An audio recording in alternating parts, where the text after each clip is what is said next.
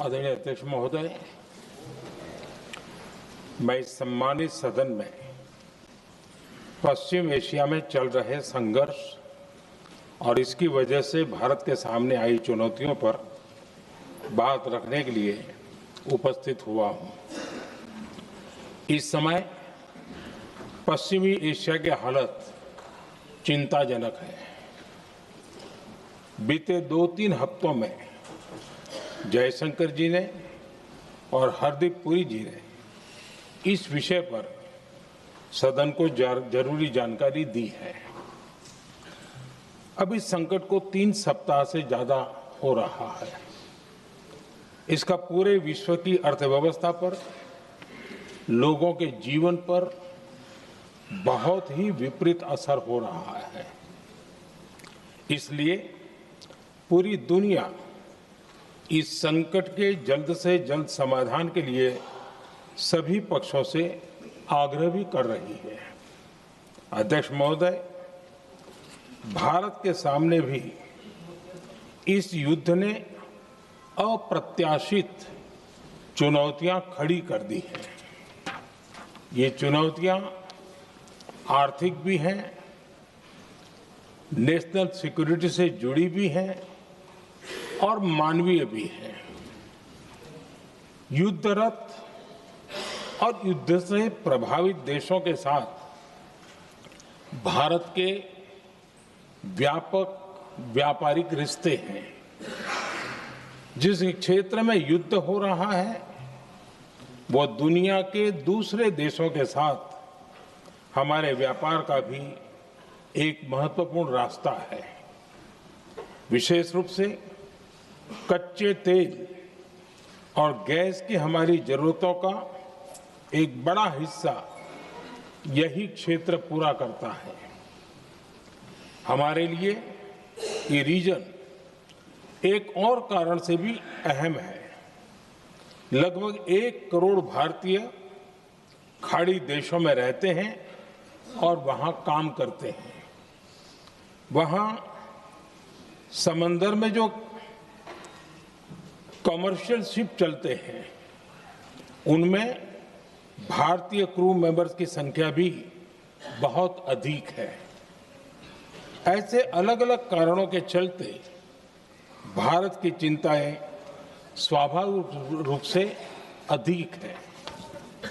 इसलिए ये आवश्यक है कि भारत की संसद से इस संकट को लेकर एक मत और एकजुट आवाज दुनिया में जाए।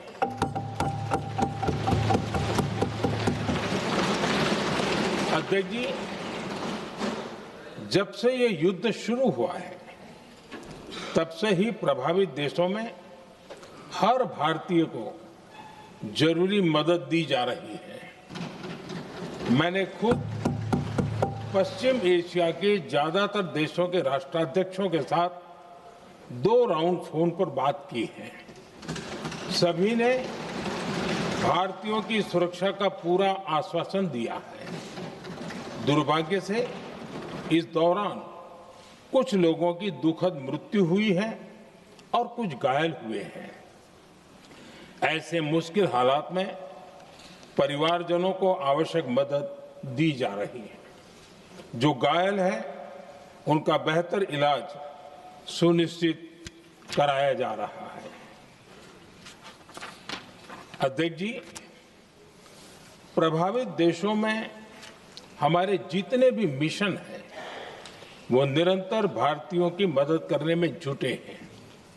वहां काम करने वाले भारतीय हो या फिर जो टूरिस्ट वहां गए हैं, सभी को हर संभव मदद दी जा रही है।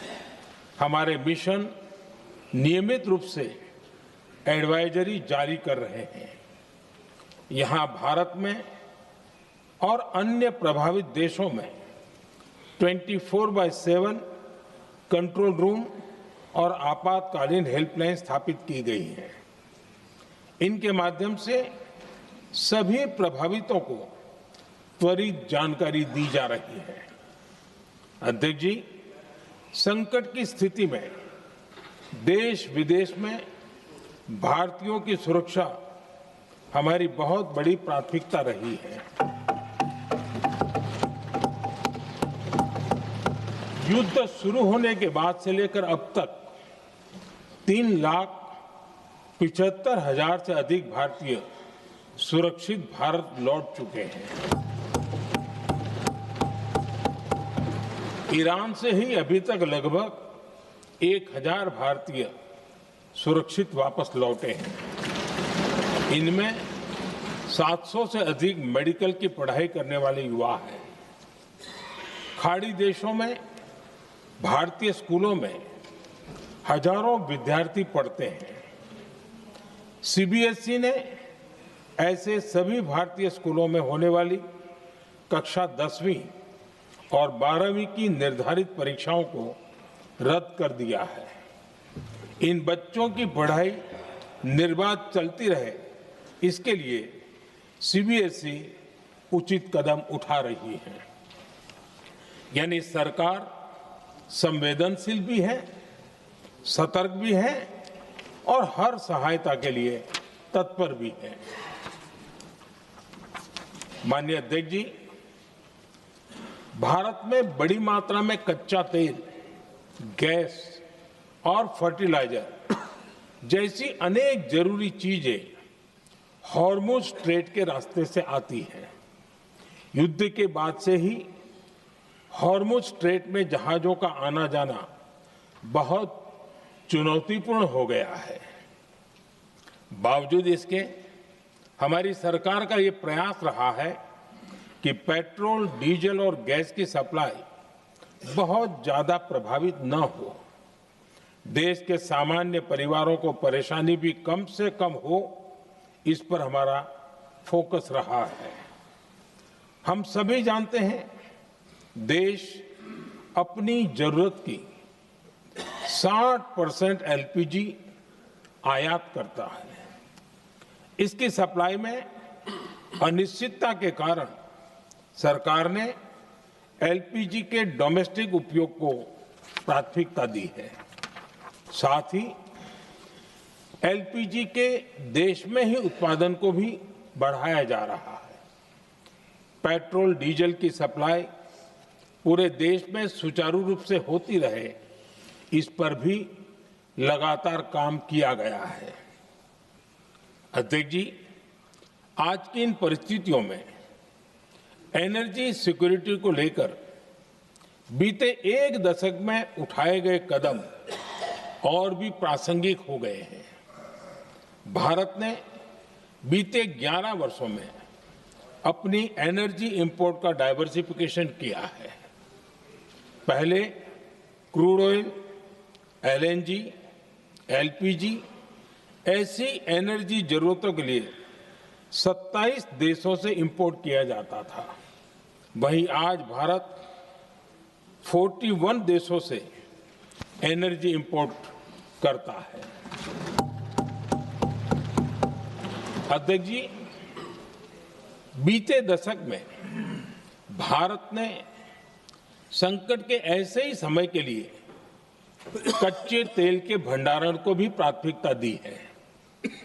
आज भारत के पास 53 लाख मीट्रिक टन से अधिक का स्ट्रेटेजिक पेट्रोलियम रिजर्व है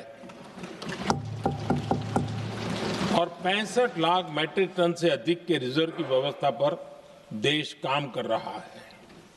हमारी तेल कंपनियों के पास जो रिजर्व रहता है वो अलग है। बीते 11 वर्षों में हमारी रिफाइनिंग कैपेसिटी में भी उल्लेखनीय वृद्धि हुई है। अध्यक्ष जी, सरकार अलग अलग देशों के सप्लायर्स के साथ भी लगातार संपर्क में है। प्रयास ये है कि जहां से संभव हो वहां से तेल और गैस की सप्लाई होती रहे। भारत सरकार गल्फ और आसपास के शिपिंग रूट्स पर निरंतर नजर बनाए हुए है। हमारा प्रयास है कि तेल हो, गैस हो, फर्टिलाइजर हो, ऐसे हर जरूरी सामान से जुड़े जहाज भारत तक सुरक्षित पहुंचे। हम अपने सभी वैश्विक सहयोगियों के साथ निरंतर संवाद कर रहे हैं ताकि हमारे मैरीटाइम कॉरिडोर सुरक्षित रहे। ऐसे प्रयासों के कारण बीते दिनों हॉर्मुज स्ट्रेट में फंसे हमारे कई जहाज भारत आए भी हैं। अध्यक्ष जी, संकट के इस समय में देश की एक और तैयारी भी बहुत काम आ रही है। पिछले 10-11 साल में इथेनॉल के उत्पादन और उसकी ब्लेंडिंग पर अभूतपूर्व काम हुआ है। एक दशक पहले तक देश में सिर्फ 1-1.5% इथेनॉल ब्लेंडिंग कैपेसिटी थी। आज हम पेट्रोल में 20% इथेनॉल ब्लेंडिंग के करीब पहुंच रहे हैं। इसके कारण प्रति वर्ष करीब 4.5 करोड़ बैरल कम ऑयल इंपोर्ट करना पड़ रहा है।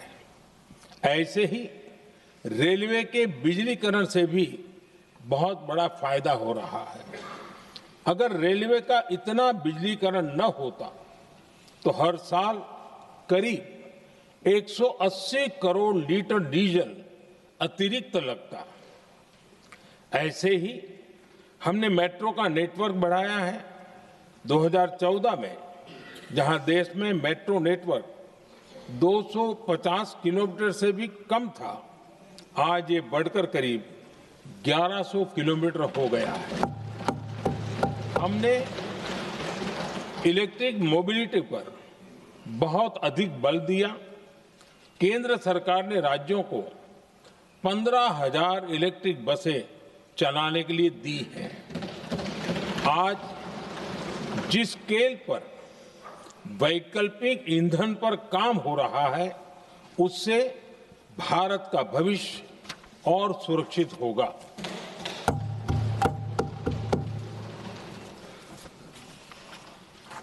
आदरणीय अध्यक्ष जी, हम जानते हैं कि एनर्जी आज इकोनॉमी की रीढ़ है और ग्लोबल एनर्जी नीड्स को पूरा करने वाला एक बड़ा सोर्स वेस्ट एशिया है। स्वाभाविक है कि दुनिया भर की अर्थव्यवस्था वर्तमान संकट से प्रभावित हो रही है और भारत पर इसका कम से कम दुष्प्रभाव हो, इसके लिए निरंतर प्रयास किए जा रहे हैं। सरकार इसके शॉर्ट टर्म, मीडियम टर्म और लॉन्ग टर्म ऐसे हर असर के लिए एक रणनीति के साथ काम कर रही है। आज भारत की इकोनॉमी के फंडामेंटल्स मजबूत है। इससे भी देश को बहुत मदद मिली है।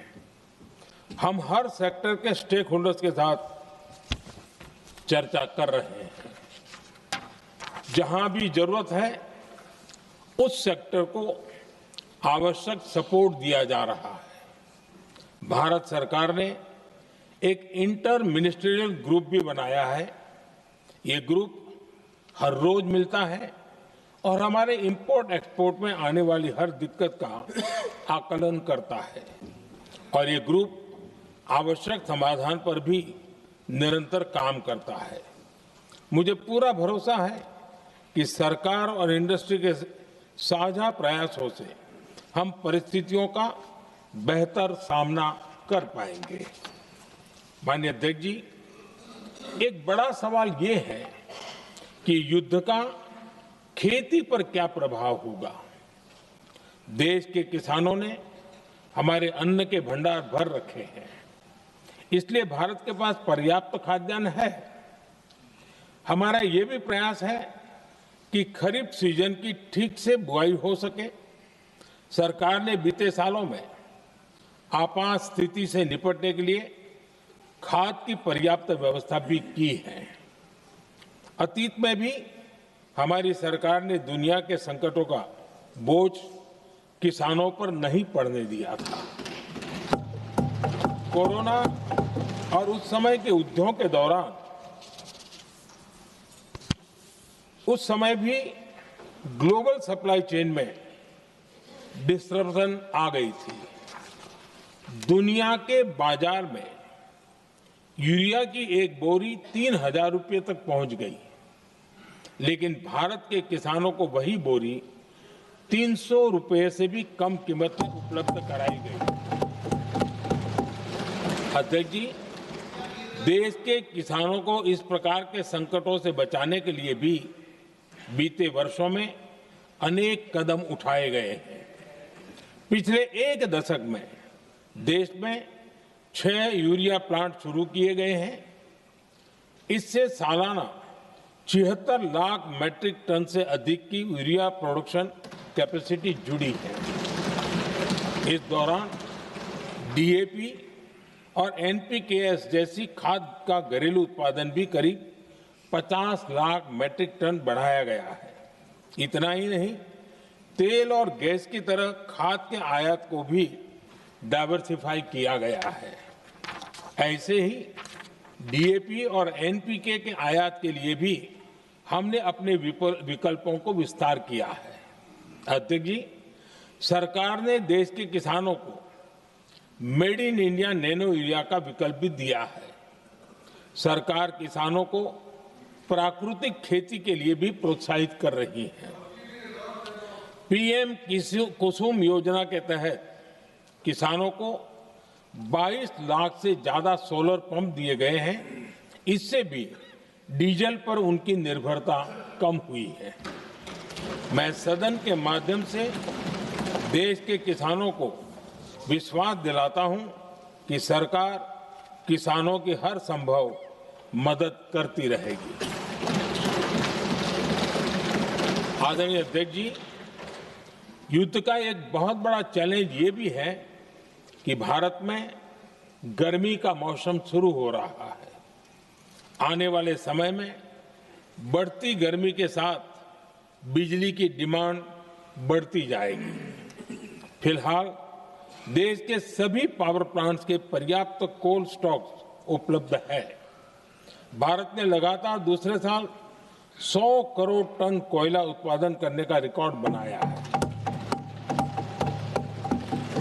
पावर जनरेशन से लेकर पावर सप्लाई तक के हमारे सभी सिस्टम की निरंतर मॉनिटरिंग भी की जा रही है और सरकार की तैयारियां उसको रिन्यूएबल एनर्जी से भी मदद मिली है। बीते दशक में रिन्यूएबल एनर्जी की तरफ देश ने बड़े कदम उठाए हैं। आज हमारी total installed power generation capacity का आधा हिस्सा रिन्यूएबल सोर्स से आता है। हमारी कुल रिन्यूएबल क्षमता आज 250 गीगावाट के ऐतिहासिक आंकड़े को पार कर गई है। बीते 11 वर्षों में देश ने अपनी सोलर पावर कैपेसिटी करीब 3 गीगावाट से बढ़ाकर 140 गीगावाट तक पहुंचाई है। बीते वर्षों में देश में करीब 40 लाख रूफटॉप सोलर लगे हैं। इसमें पीएम सूर्यघर मुफ्त बिजली योजना से भी लोगों को काफी मदद मिली है। गोवर्धन योजना के तहत देश में आज 200 कॉम्प्रेस्ड बायोगैस प्लांट भी काम करना शुरू कर चुके हैं। ये सारे प्रयास आज देश के बहुत काम आ रहे हैं। सरकार ने भविष्य की तैयारी और बढ़ाते हुए शांति एक्ट माध्यम से देश में न्यूक्लियर एनर्जी के उत्पादन को भी प्रोत्साहित किया है। कुछ ही दिन पहले small hydro power development scheme को भी हरी झंडी दी गई है, जिससे अगले 5 वर्षों में 1500 मेगावाट नई हाइड्रो पावर कैपेसिटी जोड़ी जाएगी। आदरणीय अध्यक्ष जी, जहां तक डिप्लोमेसी की बात है, भारत की भूमिका स्पष्ट है। शुरुआत से ही हमने इस संघर्ष को लेकर अपनी गहरी चिंता व्यक्त की है। मैंने स्वयं भी पश्चिम एशिया की सभी संबंधित नेताओं से बातचीत की है। मैंने सभी से तनाव को कम करने और इस संघर्ष को खत्म करने का आग्रह किया है। भारत ने नागरिकों, एनर्जी और ट्रांसपोर्ट से जुड़े इंफ्रास्ट्रक्चर पर हमलों का विरोध किया है। कमर्शियल जहाजों पर हमला और हॉर्मुज स्ट्रेट जैसे अंतर्राष्ट्रीय जलमार्ग में रुकावट अस्वीकार्य है। भारत डिप्लोमेसी के जरिए युद्ध के इस माहौल में भी भारतीय जहाजों के सुरक्षित आवागमन के लिए निरंतर प्रयास कर रहा है। अध्यक्ष महोदय, भारत हमेशा से ही मानवता के हित में और शांति के पक्ष में अपनी आवाज उठाता रहा है। मैं फिर कहूंगा कि बातचीत और कूटनीति ही इस समस्या का समाधान है। हमारे हर प्रयास तनाव को कम करने, इस संघर्ष को समाप्त करने के लिए है। इस युद्ध में किसी के भी जीवन पर संकट मानवता के हित में नहीं है। इसलिए भारत का प्रयास सभी पक्षों को जल्द से जल्द शांतिपूर्ण समाधान के लिए प्रोत्साहित करने का है। अध्यक्ष जी, जब ऐसे संकट आते हैं तो कुछ तत्व इसका गलत फायदा उठाने की कोशिश भी करते हैं। इसलिए कानून व्यवस्था सुनिश्चित करने वाली सभी एजेंसियों को अलर्ट पर रखा गया है। कोस्टल सिक्योरिटी हो, बॉर्डर सिक्योरिटी हो, साइबर सिक्योरिटी हो, स्ट्रेटेजिक इंस्टॉलेशंस हो, सबकी सुरक्षा को और मजबूत किया जा रहा है। अध्यक्ष जी, इस युद्ध के कारण दुनिया में जो कठिन हालात बने हैं, उनका प्रभाव लंबे समय तक बने रहने की आशंका है।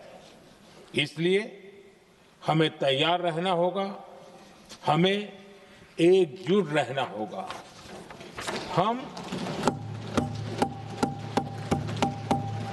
हम कोरोना के समय भी एकजुटता से ऐसी चुनौतियों का सामना कर चुके हैं।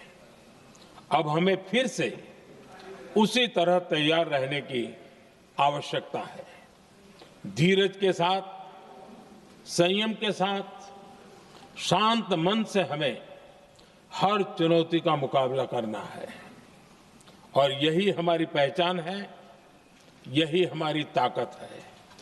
और हां, हमें बहुत सावधान और सतर्क भी रहना है। हालात का फायदा उठाने वाले झूठ फैलाने का प्रयास करेंगे। ऐसे लोगों की कोशिशों को सफल नहीं होने देना है।